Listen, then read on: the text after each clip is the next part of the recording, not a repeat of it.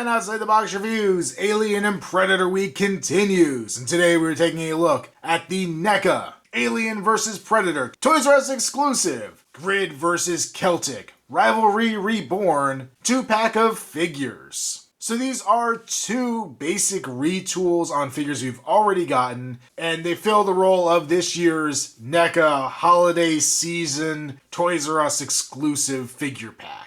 And at times, it's been something we've sorely needed in the line, something that fills a significant gap in our collection. Other times, like this year, it's more of a retool. And I went back and watched this scene from Alien vs. Predator, the Celtic vs. Grid fight, and it kind of makes me laugh, because I remember when I reviewed both of these figures originally, I think people were saying that they wanted kind of what we got here, and really what we see in this 2-pack amounts to mere seconds of screen time in the film, which I kind of just find funny. But there's a lot to look at in this pack, so let's go ahead and take a closer look. And we are going to start by looking at Grid Alien. It's rare that we get a xenomorph with an accessory, but here we do. We get the end of the tail because it's been cut off by Celtic. We do have the bloody end there, which looks pretty good. You can see like kind of the spinal column piece in there, the fins here in the back, and the nice hooked blade. And overall, the sculpt of Grid Alien isn't too different than what we got previously. In our first wave of Alien vs. Predator figures, we did get a Grid Alien, and people were very quick to point out that it was incorrect to the film in that it had a complete tail. This version does fix that problem, but let's start from the top and look at all the little minor differences we did also get. The head on this figure is actually translucent, and that's something I'm actually not a huge fan of in terms of movie accuracy, because it's not. All the aliens in that movie look like they have very dark domes, unless there's some scene I'm missing where you could see through Grid's dome, but I don't think so. We do get the carved-in Grid pattern, which I am a fan of the fact that it's actually sculpted and not just painted. The paint is really nice, though, that nice yellowy green xenomorph blood going all through there. It's also continued down the shoulders, though just painted here, not sculpted in. Beyond that, it's very standard for what we get in these xenomorphs. All the knotted sections of the neck, the membranes here in the mouth, the nice silver teeth. We of course get the extendable jaw, which looks blacker than I remember it being on the other figures. Yeah, kind of hard to tell in this lighting, but it is grayer on the standard release. We get the standard kind of knotted arms. We get the 2-clawed fingers here with the little extra thumbs on the sides. There's a nice blue dry brushing over everything, reminding me a lot of the Aliens Alien NECA did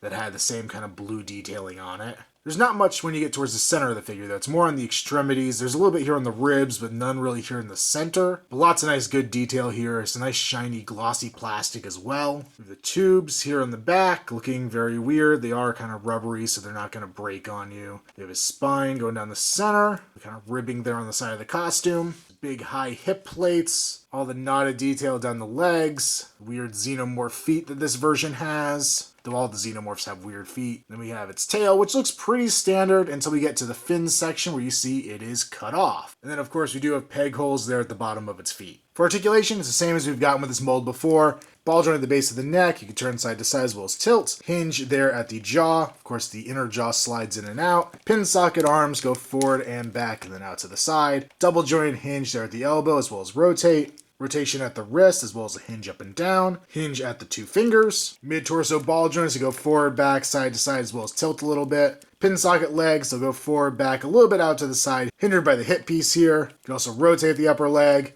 Double jointed knee, where you could also rotate, ball joint there at the ankle, and a hinge at the toe, and of course, bendy wire all through the tail. And for a comparison with the old version side by side, here's the new one on the left, old one on the right. Not much difference here. There is a little bit of that blue dry brushing effect on the original release, though it's not nearly as prominent. I already mentioned the domes are different, and the tip of the tail is different. Beyond that, basically the same exact figure. Next up, we're going to take a look at Celtic Predator. First off, Celtic comes with a few standard Predator accessories. We get the ceremonial dagger, the nice silver blade here split down the middle, the serrated edges, and the more ornate hilt with a little tooth at the end. We also get the standard shuriken, nice silver, all the little points that feel pretty fragile, and the kind of coppery or leathery looking bits in between. And then we get the one, I guess, exclusive accessory, the net.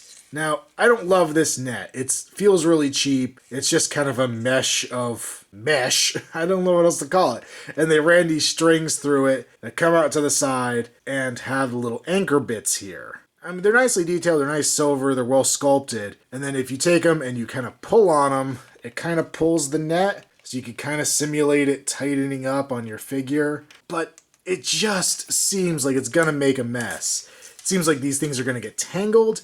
It seems like if you're not careful, your figures are going to end up getting a sharp bit in here, like the claw on one of the aliens, or honestly, I have the demon from Ash vs. Evil Dead sitting right offset here, and it got caught on this a couple times, and it scared the crap out of me. But it's gonna rip. It's not gonna be in the best shape, so either you're gonna put it on display, have it in one place, and pray nothing touches it, or you're not gonna display it and keep it safe, or it's gonna get ripped. I just have no confidence that this accessory is going to survive. I almost would have rather had a molded piece of plastic that would fit over top of the alien that looks like this mesh and then helps you pose the alien in the correct way. I don't know. Maybe I probably would be complaining if I had that I wish it was a real net. So unlike the Grid Alien, this Celtic is a little different than its original version. We get a little change up with the armor, a little change up with some of the sculpted bits. It's not vastly different, but it is different enough to be interesting. One thing I want to say off the bat that confused me when I picked this figure up is that it does not come with its backpack. I did check the film, that appears to be completely accurate, so it's not just a cost-saving measure by NECA, but it was weird to get a Predator without a backpack. I'm just so used to having them. The head sculpt on here, very similar to the original version that we had. It has that same kind of hammered metal look to the biomask.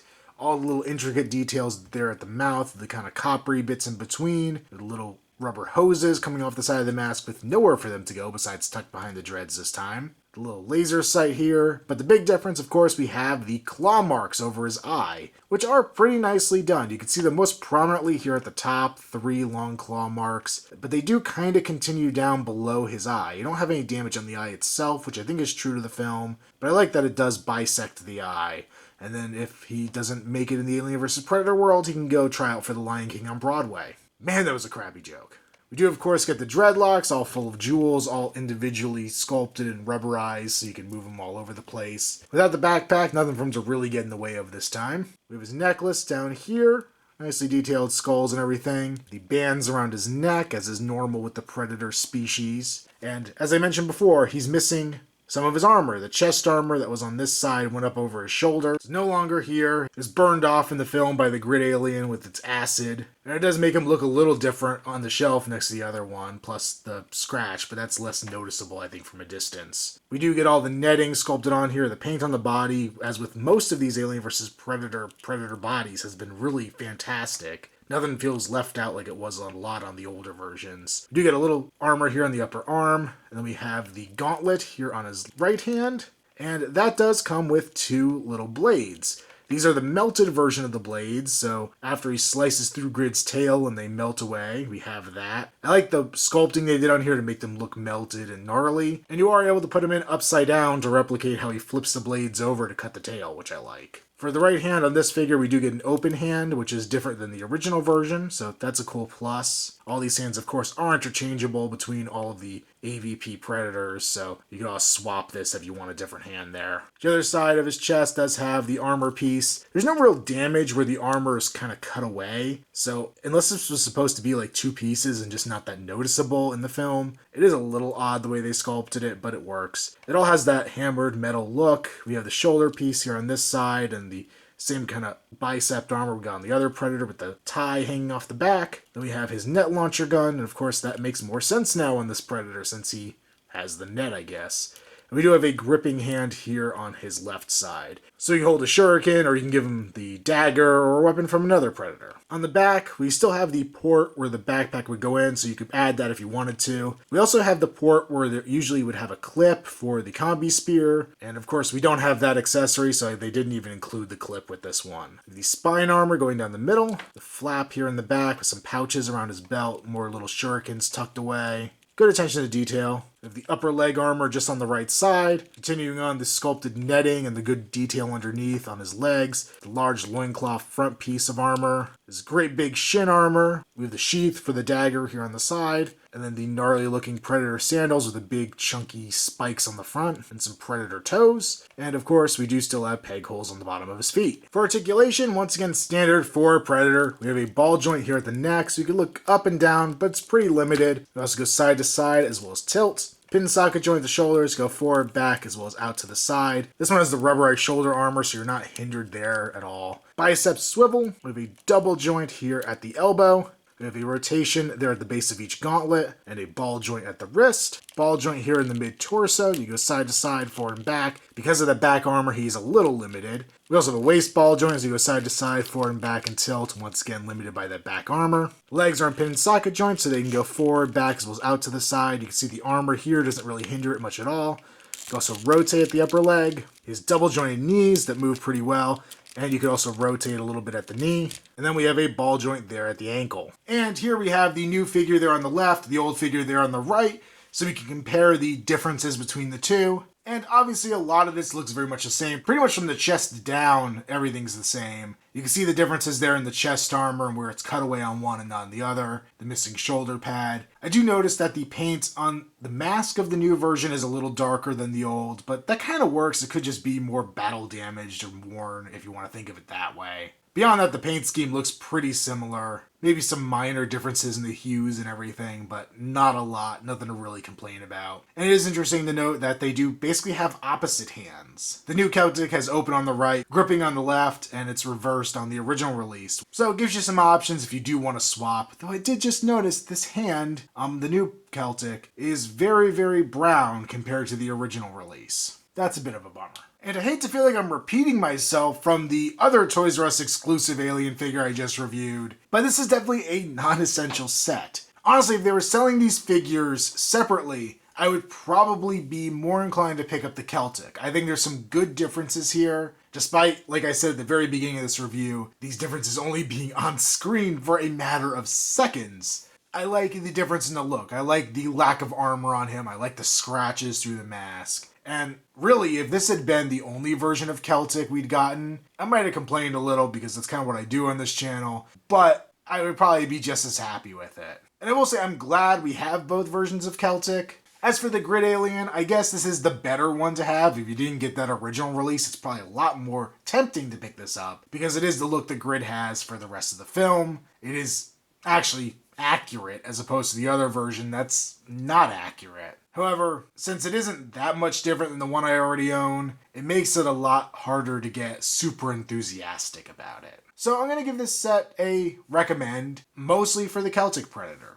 I'm not a super huge fan of the new accessory. I just have no faith in its durability, which sucks because I would like to, feel comfortable posing my figures with it and doing all kinds of crazy stuff with it, but I don't know. I just feel like I've had toys like that in the past that just didn't work out. But if you're a die-hard Alien vs. Predator or just Alien and Predator collector like I am, you're gonna want this in your collection. Hey, sorry to interrupt here, but this is me from a few minutes after I finished recording the review, where I realized I forgot to include something, so don't judge me if things look a little odd here. But one thing I realized with this set is that for a while now, we haven't gotten anything with the Toys R Us exclusive Predator Alien sets that has been super unique and cool enough to make me really feel the need to get them year after year. As much of it was kind of a pain in the butt, I really wish NECA would go back to including skull packs and eventually lead up to having a full collection. There's got to be enough shown off in AVPR that they could start now and not run out anytime soon.